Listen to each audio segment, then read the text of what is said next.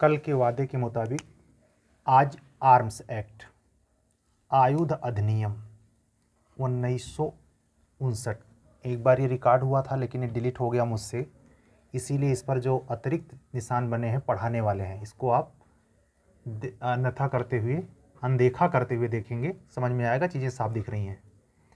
प्रश्न था आज का, आयुध अधिनियम के अंतर्गत अनुज्ञप्ति प्राप्त करने के संबंध में क्या प्रक्रिया अपनाई जाती है और कब अनुज्ञापन अधिकारी अनुज्ञप्ति देने से मना कर सकता है। ये इस एक्ट का सबसे जानदार क्वेश्चन है, ये निश्चित आना चाहिए। इसमें लाइसेंस देने और लाइसेंस निरस्त करने की बात है। इसके लिए फोकस क्या है, सेक्शन नंबर 13 और सेक्शन नंबर 14, ये अभी हम डिटेल में समझा रहे हैं। सेक्शन नंबर 13 कहती है कि उसके प्रारूप में आवेदन देना होगा। किसके पास? अनुज्ञापन प्राधिकारी के पास। अनुज्ञापन प्राधिकारी के पास सेक्शन नंबर 13 के अंतर्गत विहित प्रारूप में आवेदन देना होगा। उसके बाद जो अनुज्ञापन प्राधिकारी के पास आवेदन आ जाएगा तो वो आवेदनकर्ता के थाने से एक रिपोर्ट की मांग करेगा, मंगवाएगा। ये 13 की उपधारा 2 कहती है। आगे जरूरी अगर हो, जब वो रिपोर्ट आ जाए और लगे कि इंक्वायरी जरूरी है, तो जांच के बाद वो आदेश दे भी सकता है या इनकार भी कर सकता है। दोनों चीज़ें हैं 13(2) में। लेकिन एक और इम्पॉर्टेंट बात है, यदि थाने द्वारा जो मंगवाई जा रही है रिपोर्ट वो समय से ना आए तो अनुज्ञापक प्राधिकारी को ये भी राइट है कि वो उसकी प्रतीक्षा किए बगैर आदेश को या तो निर्गत कर दे या तो उसे क्वैश कर दे। क्वैश कब करेगा? जब उन शर्तों को पूरा नहीं कर रहा होगा जो शर्तें 13 में अनिवार्य हैं। कि 14 के अधीन वो परिस्थितियां क्या हैं जो परिस्थितियां अलाउ नहीं करती कि इसको लाइसेंस दिया जाए। तो इस सवाल के उत्तर में 13-14 को मेंशन करके ही लिखेंगे, और लिखेंगे जब अनुज्ञप्ति प्राधिकारी को ये विश्वास करने का कारण हो, मतलब हेडिंग लगेगी क्या, कब अनुज्ञापक प्राधिकारी अनुज्ञप्ति देने से इनकार कर सकता है। सेक्शन 14 में ये परिस्थितियां दी गई हैं। इसकी परिस्थिति नंबर का है, परिस्थिति नंबर खा है। परिस्थिति का के अधीन 3 परिस्थितियां हैं, खा में केवल एक परिस्थिति की चर्चा की गई है। का में ध्यान दें, किसी आयुध या गोला बारूद के अर्जित करने, अपने कब्जे में रखने या वहन करने से इस अधिनियम या अन्य विधि, चाहे या तो इस अधिनियम के द्वारा रोक दिया गया हो या अन्य विधि के द्वारा रोक दिया गया हो। ऐसा कोई व्यक्ति हो सकता है, जैसे यूपी कोका एक्ट लगा है, महाराष्ट्र का मकोका लगा है, ये बिहार में कोई जो अस्थायी रूल रेगुलेशन वाले दंगा नियंत्रण के लिए कानून होते हैं उसके तहत किसी को सातिर माना गया है, हिस्ट्री सीटर माना गया है, ठीक है, और उसको आर्म्स रखने से रोक दिया गया है। तो ऐसे प्रकार के व्यक्ति को क्या होगा, ये अनुज्ञापक प्राधिकारी लाइसेंस नहीं देगा। और दूसरा, अगर वो विकृत चित्त हो उस व्यक्ति को नहीं देगा।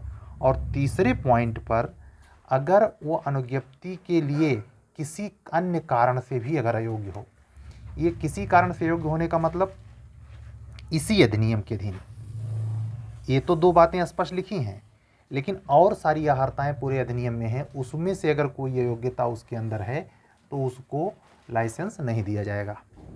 जहां और दूसरे पॉइंट में जो सबसे मेजर, जो सबसे बड़ा रीजन होता है लाइसेंस ना देने का, जहां अनुज्ञप्ति प्राधिकारी को लोक शांति या सुरक्षा के लिए खतरा महसूस हो, वहाँ ये लाइसेंस प्रदान नहीं करेगा। लेकिन इनकारी का आधार केवल ये नहीं होगा क्या, कि आवेदनकर्ता के स्वामित्व में पर्याप्त संपत्ति नहीं है।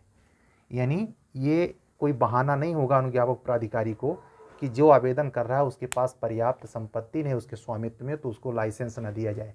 शस्त्र रखने का अधिकार सबको है अपनी रक्षा के लिए, लेकिन वो इस शर्त पे नहीं दे होगा कि उससे लोक शांति भंग हो या ऐसा आदमी ये हथियार रखता है जो सुरक्षा के लिए खतरा है। तो ये छोटी सी टॉपिक जरूर है सेक्शन 13 और 14, लेकिन वादे के मुताबिक ये इस एक्ट की सबसे जानदार टॉपिक है। हो सकता है अगर 2-2 सवाल ही पूछें, 3-3 सवाल ही पूछें, तो एक सवाल पक्का ये इस एक्ट से होगा ही, आर्म्स एक्ट से। ठीक है, ध्यान देना इस पर। आज के संक्षिप्त वीडियो में इतना ही।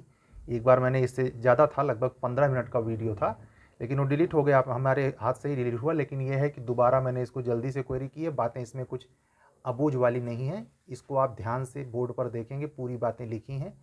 आप अपने बेयर एक्ट में भी 13-14 ध्यान से देख लेंगे तो चीज़ें मिल जाएंगी। मतलब कहने का, इस एक्ट से सेक्शन 13 और 14 जरूर पढ़ के जाइए, वो आपके पेपर में इस एक्ट में लोग माइनर एक्ट के जरूर होगा। अब 3 दिन बाद हमारी क्लास होगी और वो होगी पास्को पर। 3 दिन के बाद वादा करते हैं कि 6 के पहले आपके 6 माइनर एक्ट पर एक सिंगल प्रॉब्लम की जो मैंने वादा किया था वो क्लास पूरी हो जाएगी।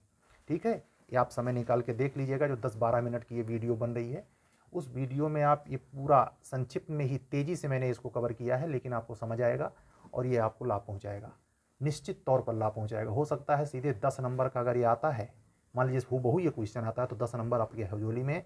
इसमें कोई केस लॉ डजन मैटर करता है। आप अगर बेयर एक्ट के कंटेंट सही लिख रहे हैं, सारे पॉइंट, सारी शब्दावलियाँ, अनुज्ञापन प्राधिकारी, अनुदान, अनुज्ञप्ति, ये शब्द जो लॉ के होते हैं, हिंदी भाषी माध्यम वाले यूनिवर्सिटी को चाहिए वही हूबहू शब्द लिखे जो बेयर एक्ट में मेंशन है, उसमें परिवर्तन ना करे कि अनुज्ञापन प्राधिकारी को कोई अपना नाम दे दे। ठीक है, तो वो जो शब्द है, जैसे अनुदत्त करेगा, अनुज्ञप्ति, आदेश, लिखित आदेश। यहाँ एक चीज़ और ध्यान है, जब ये देगा आर्डर, जब करेगा आपको आर्म्स एक्ट के अंतर्गत हथियार रखने का लाइसेंस देगा, तो वो लिखित आदेश द्वारा ही देगा।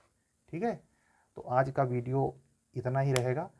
और हमारे चैनल पे जो व्यक्ति नया है वो हमसे जुड़ने के लिए हमारे व्हाट्सअप नंबर 7705090393 पर कंसल्ट कर सकता है। साथ ही अगर इससे जुड़ा, अपने माइनर एक्ट से जुड़ा या किसी अन्य टॉपिक से जुड़ा कोई और प्रॉब्लम है तो वो कमेंट करके भी पूछ सकता है। ठीक है, तो अब नेक्स्ट वीडियो 3 दिन के बाद ही मिलेगी आपको, लेकिन मिलेगी पक्का। और 5 तक ही मैं पूरी कोशिश करूँगा कि 500 जो बचे हुए 3 और हैं उस पर एक क्लास, ऐसी क्लास जो निश्चित तौर पे इम्पॉर्टेंट हो, आपको मिल जाए। इंतज़ार करिए 3 दिन बाद। ठीक है, मिलते हैं फिर। आज का वीडियो सिर्फ इतना ही। सत्यमेव जयते।